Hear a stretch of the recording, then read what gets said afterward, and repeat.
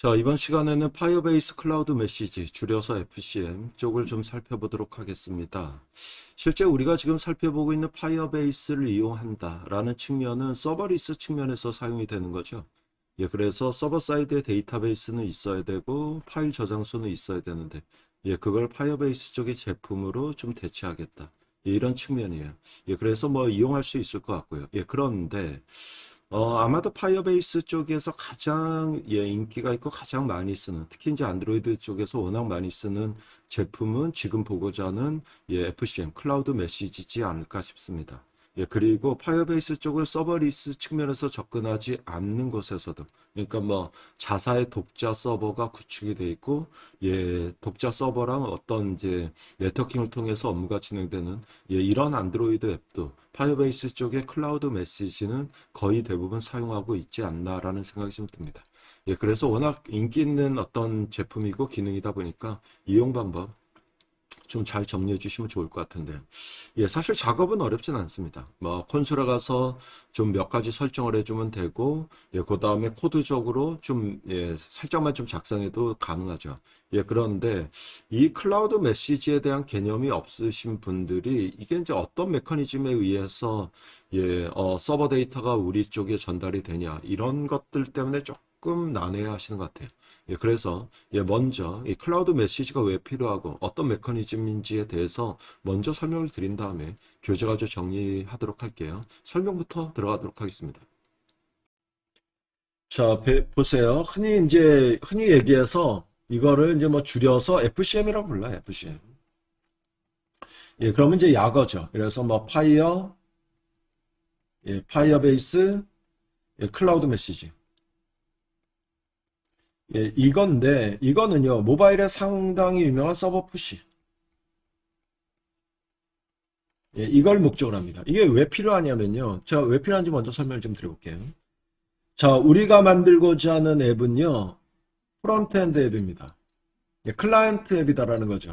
이게 이제 우리 회사 서버라고 봅시다. 우리 회사 서버. 그래서 여기에 서버가 있고요. 예, 이 서버랑 적절하게 네트워킹을 할 수 있어요. 그랬을 때, 네트워킹을 했을 때, 뭐 우리가 봤던 HTTP 통신, 레트로픽 같은 걸로 많이 하겠죠. 예, 그랬을 때 네트워크 입장에서 봤을 때 우리 앱은 네트워크의 클라이언트예요. 예, 그리고 백엔드 쪽에 우리 어플리케이션이 네트워크의 서버죠. 클라이언트 서버 구조잖아요. 예, 그럼 네트워크의 클라이언트가 뭐냐는 거예요. 예, 클라이언트는 서버 네트워크 정보를 가지고 있고, 뭐 도메인이나 이제 IP 어드레스를 가지고 있고, 그 정보를 이용을 해서 서버에 커넥션을 요청하는 자. 이게 네트워크의 클라이언트죠. 예, 그러면 서버는요, 쭉 대기 상태에 있다가 클라이언트의 커넥션 요청 정보를 받아서 커넥션을 완성해주고 데이터를 뭐 서비스해주는. 자, 이렇게 우리가 볼 수가 있는 거죠. 왜 이 설명을 드렸냐? 이 설명을 드렸냐? 보세요. 클라이언트가 원할 때는 네트워킹이 됩니다. 클라이언트가 원할 때는 유저가 버튼 눌렀어. 서버에서 데이터 가져야 돼요. 그러면 클라이언트가 커넥션 요청해서 커넥션 맺고 데이터 가져오면 되죠.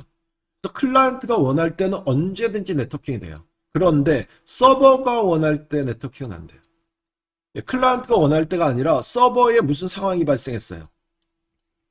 서버에 무슨 상황이 발생했어요. 이때 클라이언트에게 데이터를 전송할 수는 없습니다. 왜 그러냐? HTTP 프로토콜 이거는 뭐 네트워크 웹 프로그램 짜신 분들 너무 기본이어서 뭐 제가 설명 안 드려도 되겠지만 아니신 분들 위해서 HTTP 프로토콜은요 한번 커넥션을 맺어서 데이터를 주고 받으면은요 연결을 유지하지 않습니다. 끊어버려요. 그래서 실제 데이터가 전달이 되면은요 서버랑 연결 상태가 아니에요. 서버 연결 상태가 아니에요. 그런데 클라이언트가 원할 땐 다시 연결하면 되잖아요. 다시 연결해서 데이터 주고받고 끊어버리면 돼요. 그래서 클라이언트가 원할 땐 언제든지 데이터를 주고받을 수 있습니다. 그런데 서버에 무슨 상황이 발생했을 때 이 데이터를 클라이언트에게 좀 전송을 해줘야 되는데 라는 게 문제가 돼요. 전송하면 되지 않냐? 네트워크 연결 안 돼 있는데? 이런 문제. 아니 강사님 그러면 서버에서 클라이언트랑 커넥션 요청해서 커넥션 맺으면 되지 않냐? 아니 그러면 서버가 우리 회사 서버가 클라이언트 역할이 되란 말이야? 그러면 전 세계, 전 안드로이드 폰에 뭐 네트워크 정보, IP 어드레스 다 알고 있으란 말이야? 말이 안 되는 거죠. 그렇죠. 그런 역할이 아니잖아요. 그죠? 그래서 서버에서 뭔가 상황이 발생했을 때 클라이언트에게 리얼타임으로 데이터를 전달할 수가 없다. 서버의 데이터를 리얼타임으로 클라이언트에게 푸시해낼 수가 없다. 예, 이런 문제가 좀 있어요. 잘 안 쓰이네. 많이 쓸 것 같은데. 왜 서버가 왜 먼저? 예, 보세요. 여러분들. 뭐 예로 들면 여러 가지가 있는데요. 여러 가지가 있는데 이런 거 있잖아요. 어떤 게 있냐면 은행앱 가장 대표적으로요. 여러분들도 은행앱 많이 쓰시잖아요. 예, 은행앱 만든다라고 가정합시다. 예, 유저가 우리 은행에 깔았어요. 예, 깔았어요. 예, 그리고 유저가 원할 때 우리 서버에 전송해서 자기의 어떤 계좌 상황이나 이런 거 보는 거는 이제 클라이언트가 원할 때죠. 예, 그런데 서버에서 특정 상황이 발생했어요. 이 서버에서 이 유저의 계좌에 출금이 됐네? 입금이 됐네? 바로 알려줘야 되잖아요. 예, 물론 뭐 핸드폰이니까 SMS로 알려주는 것도 있지만 요즘 앱들은 뭐 다 이제 노티피케이션으로. 예, 그러면은 예, 서버에서 발생한 거잖아요. 클라이언트가 요청하지 않은 상황이잖아요. 예, 그렇죠. 이 상황에 어떻게 클라이언트에게 데이터를 리얼타임으로 전달해 주냐. 예, 라는 문제가 되겠습니다. 이걸 얘기하는 거죠. 근데 혹자가요. 이제 네트워크 보신 분들. 아니, HTTP 프로토콜 이렇게 커넥션 끊어져서 서버 리얼타임 데이터를 전송하지 못한다는 건 안다. 근데 안드로이드에 소켓 프로그램 되잖냐. 되죠. 최근에 안 담아놨죠. 흔하진 않으니까. 소켓 프로그램이라는 거는 예, 커넥션을 지속적으로 유지하지 않냐. 그렇죠. 예, 그래서 소켓으로 연결을 해가지고 서버랑 지속적으로 커넥션 연결하면 서버의 계좌 이체 상황이 발생했을 때 클라이언트에게 데이터를 전송할 수 있는 거 아니냐라고 생각하실지 모르겠습니다. 됩니다. 그러면 소켓 프로그램 짜면 되잖아요. 그래도 돼요. 예, 공수가 너무 많이 될걸요? 예, 왜? 일단은요. 이렇게 되면요. HTTP 프로토콜 자체가 이제 프로그램이 쉽죠. 근데 소켓 프로그램을 짜면요. 안드로이드에 클라이언트 소켓 프로그램 짜야 되고요. 서버도 더 이상 웹 어플리케이션이 아니라 소켓 서버 프로그램이어야 되잖아요. 예, 조금 더 공이 들고요. 예, 그 다음에 그거보다 더 문제가 있어요. 뭐가 문제가 있냐? 얼마나 계좌 이체가 빈번하다고. 예, 한 달에 한 세 번, 네 번. 가정해 봅시다. 세 번, 네 번. 그럼 그 한 달에 세 번, 네 번의 서버 리얼타임 데이터를 받으려고 계속 한 달 내내 서버랑 커넥션을 유지하냐? 말이 안 되잖아요. 예, 그리고요. 그렇게 되려면요. 우리 어플리케이션이 한 달 내내 죽지 않아야 되는데? 예, 그러면 이거를 어떻게, 뭐 서비스로 하면 되지 않습니까? 서비스 제약이 있잖아요. 우리가 이미 봤듯이. 쉽지 않아요. 이게. 예, 그래서 예, 이 소켓 프로그램으로 작성하는 게 불가능하다는 건 아니고 특정 업무에서 소켓으로 연결을 하죠. 왜? 일정 정도 시간 동안 아주 빈번하게 데이터 주고받는 경우. 이런 경우에는 소켓을 쓰기도 합니다. 일정 정도 시간 동안. 근데 제가 지금 얘기했듯이 언제인지 몰라. 간헐적일 수도 있고. 뭐 이런 경우. 지금 뭐 은행의 계좌이체 얘기했지만 증권앱도 마찬가지고요. 내가 뭐 관심사항 뭐 이런 걸로 두거나 아니면 뭐 체결 뭐 이런 것들 상황이 발생했을 때 그다음에 뭐 광고 때리는 앱들 노티피케이션으로 예, 예, 우리 회사 정책상 언제 어떤 이벤트가 발생할지 모르는 거잖아요. 그 이벤트 딱 예, 관리자가 서버에 딱 등록하는 순간 이벤트 등록하는 순간 우리 앱에 전달해서 노티피케이션에 예, 빅픽처 스타일로 멋지죠. 그런 것도요. 계속 커넥션을 물고 늘어질 필요 없잖아요. 예, 이런 게 필요해진다라는 거예요. 이런 게 필요해지는데 지금 알았어. 그럼 이거를 어떻게 서버 데이터를 전달한다는 거냐? 잠깐 지워볼게. 조금 지우고 좀 이쁘게 해봅시다. 자, 서버에 이제 HTTP 통신은 클라이언트가 요청할 때만 얘기하는 거고, 자, 이제 서버에 예, 데이터가 발생한 순간 이걸 클라이언트에 밀어내는데 소켓으로 연결한 것도 아니고 그럴 때 쓰는 게 푸시 서버죠. 예, 푸시 서버가 되죠. 예, 그렇죠. 그래서 이 서버 데이터를 이 푸시 서버에 딱 전달하는 겁니다. 푸시 서버가 뭐냐? 누가 운영하는 거냐? 라는 건데 이제 모바일에서 워낙 유명한 서비스이긴 하지만 아이폰 같은 경우는 우리 뭐 아이폰 서버는 아니긴 하지만 예, 아이폰 같은 경우는 애플에서 운영하겠죠. 예, 안드로이드 폰은 사실 구글에서 운영하는 게 제일 유명하고 거의 대부분 그걸 쓰지만, 예, 구글에서 운영하진 않습니다. 뭐, 어느 벤더나 뭐 다 운영할 수 있는, 예, 이렇죠. 그런데 이제, 예, FCM이 워낙에 빠르기도 하고, 워낙에 이제 많이 알려져 있어서 대부분 FCM을 이용하지만, 구글의 이거. 예, 그래서 구글 서버에 탁 넘기는 거예요. 어떻게 넘겨, 이거를? 아니, 그거 넘기기 전에, 예, 이걸 넘기기 전에, 얘네 개발자 사이트, 즉, 파이어베이스 콘솔에 가서 작업해줘야죠. 예, 뭐 등록하고 아이디 값 따고 뭐 이런 식으로. 예, 그래서 그 정보대로 파이어베이스 서버에서 원하는 대로 정보대로 예, 파이어베이스 쪽에다 전달하는 거예요. 이건 유선이잖아요. 우리 회사 서버랑 파이어베이스 서버랑 이건 유선이잖아요. 예, 유선으로 전달하면 이 파이어베이스 서버가 예, 유저폰에 데이터를 전달해 주는 겁니다. 아니, 야, 핸드폰에 파이어베이스 서버에서 어떻게 데이터를 전달해줘? 지네가 만든 건데 뭐. 지네는 내부적으로, 자기네는 내부적으로 커넥션 유지하겠지 뭐. 그런 얘기죠. 그렇죠. 그래서 데이터를 딱 전달해서 그 순간 서버에서 리얼타임으로 데이터 발생하는 순간 그 데이터가 유저폰에 딱 뜨게끔 이런 식으로 처리가 되는 거죠. 이런 식으로 처리가 되는 거예요. 그러면 이제 이게 푸시구나. 그래서 푸시 서비스를 제공해주는 업체가 있고 그 업체에다가 우리 서버에 데이터를 넘겨서 그쪽에서 밀어내게끔 하는 거나 그래요. 이 방법인데 또 궁금해지는 게요. 와, 그렇다면 파이어베이스 서버는요, 전 세계 그 수천만 대의 수억 개의 핸드폰 중에서 어떻게 이 유저폰에, 그 다음, 이 유저폰에 수백 개의 앱이 깔려 있는데 어떻게 그 은행 앱에, 라는 거죠. 그 메커니즘. 그 내부적으로 보면 토큰이라는 걸 유지해서. 그런 알고리즘이 돼 있겠죠. 그래서 토큰으로 식별해서 그 폰에 그 앱, 이런 것들을 식별하는 알고리즘이 내부에 구현이 돼 있어요. 그렇죠. 그런 식으로 우리가 연동해서 데이터가 전달되는 이런 형태다라는 얘기가 되겠습니다. 그래서 서버랑 연동하는 프로그램을 짜다 보면 꽤 필요해지더라고요. 그래서 FCM 이거 가지고 작성하는 거다. 전체적인 개념에 대해서 먼저 좀 설명을 좀 드린 거고요. 이제 작성하는 방법에 대해서 좀 보는 걸로 합시다. 자, 이제 교재가 좀 나가요.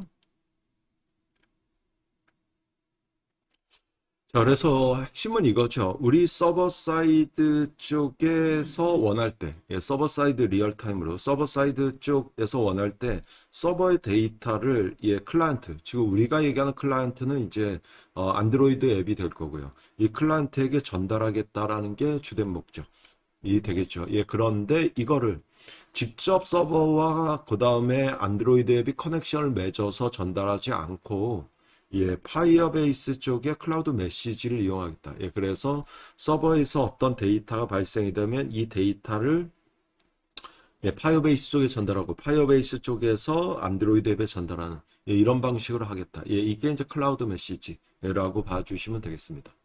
핵심 개념은 이렇고요. 자, 그게 이제 뭐 설명드렸듯이 전체 메커니즘을 보자라고 하면 이렇게 됩니다. 어떻게 되냐면 크게 이제 두 가지로 보셔야 돼요.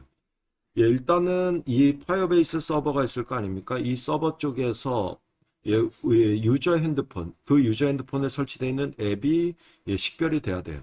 그래서 어떤 유저 핸드폰에 우리 앱이 설치되자마자의 흐름이에요. 이거는 우리 앱이 유저 핸드폰에 설치되자마자 이 앱을 식별할 수 있는 토큰을 발급받는 흐름. 그러니까 이 흐름은 우리 앱이 설치되자마자 딱 한 번만 진행되는 흐름이라고 보시면 돼요.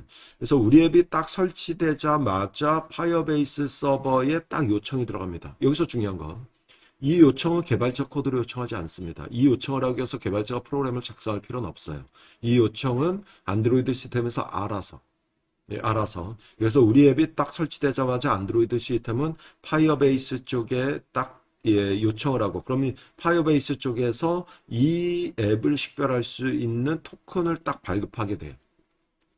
이 토큰이 이 핸드폰의 이 앱을 위한 식별자 정도라고 보시면 되죠. 그래서 발급을 받아요. 그러면 누가 이 요청을 한 거냐? 시스템에서 요청한 거다. 안드로이드 시스템에서. 그러면 이 토큰을 누가 받냐? 안드로이드 시스템에서 받겠죠.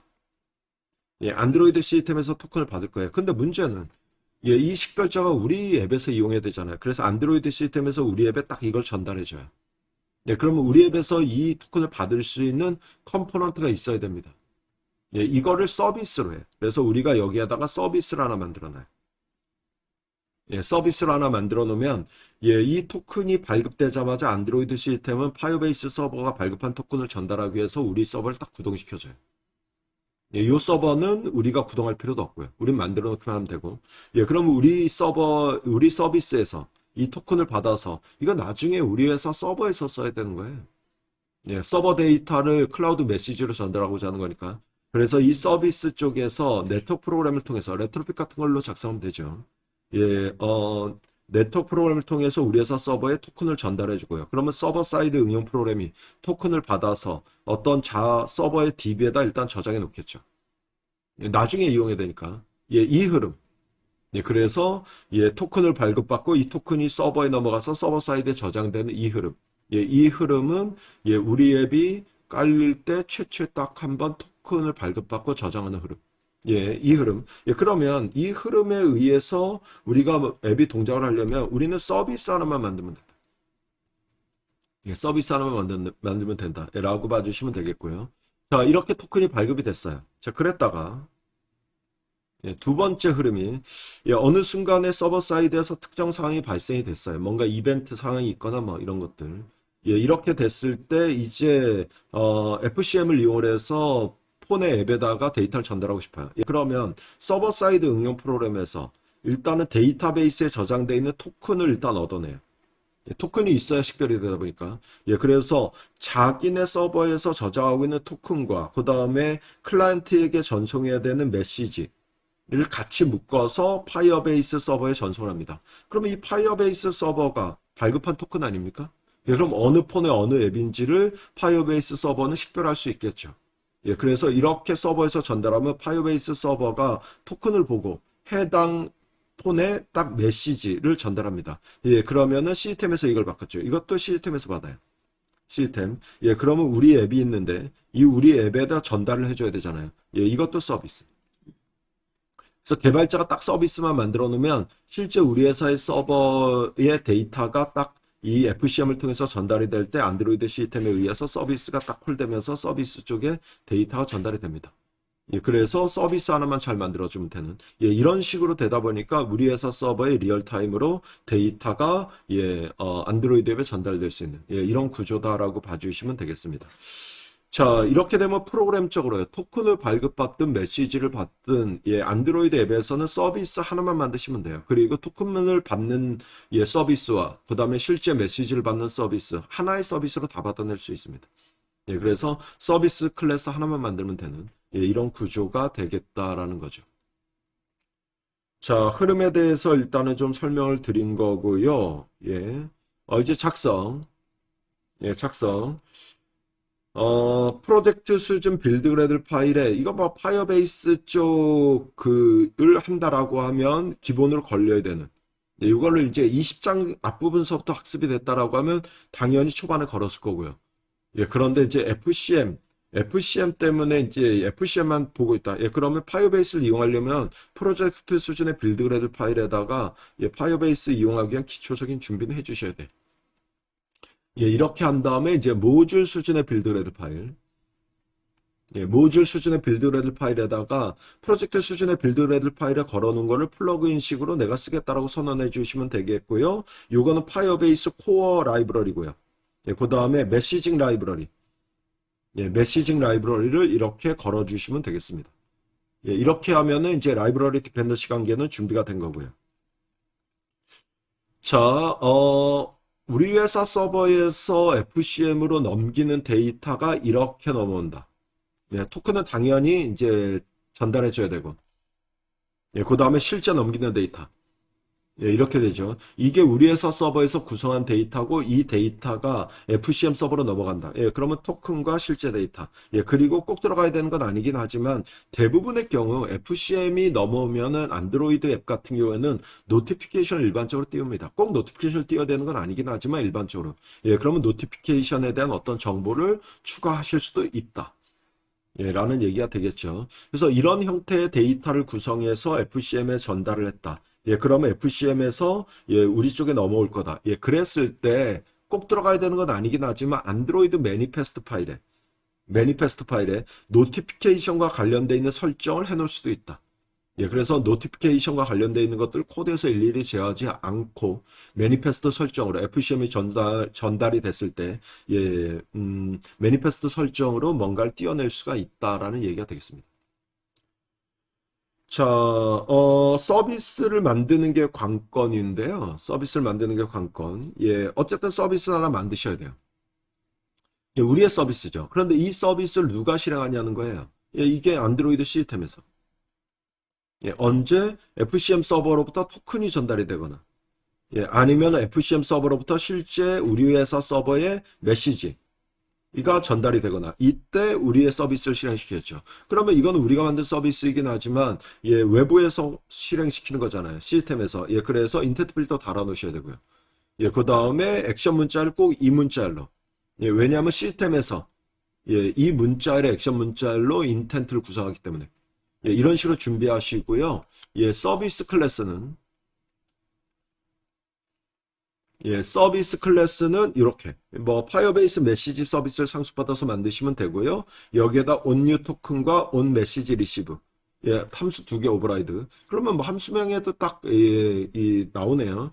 예, 위에 있는 온뉴 토큰은 최초의 토큰을 전달받았을 때 예, 이 매개 변수가 토큰이라는 거죠. 예, 그러면 여기 코드에서는 이 교재에서는 그냥 로그만 출력하고 말았습니다만 대부분의 경우 이거를 우리 회사 서버에 예, 토큰을 전달 뭐 이런 이제 프로그램이 들어가겠죠. 예, 그 다음에 이 두 번째 매개 변수는 메시지가 전달될 때마다 예, 그리고 이 매개 변수가 메시지가 되겠고요. 이 매개 변수 점 데이터가 실제 넘긴 예, 메시지. 뭐 이런 식으로 우리가 봐주시면 되겠죠. 예, 이런 식으로 해서 이 데이터를 받아서 어떤 업무를 진행하든 예, 이거는 이제 개발하기 나름일 거다라는 얘기가 되겠습니다. 자, FCM과 관련되어 있는 걸 교재 가지고 좀 정리를 했고요. 바로 다음 두이 실습에서 실습은 진행해 보도록 하겠습니다. 예, 이번 시간은 여기까지 진행하도록 할게요.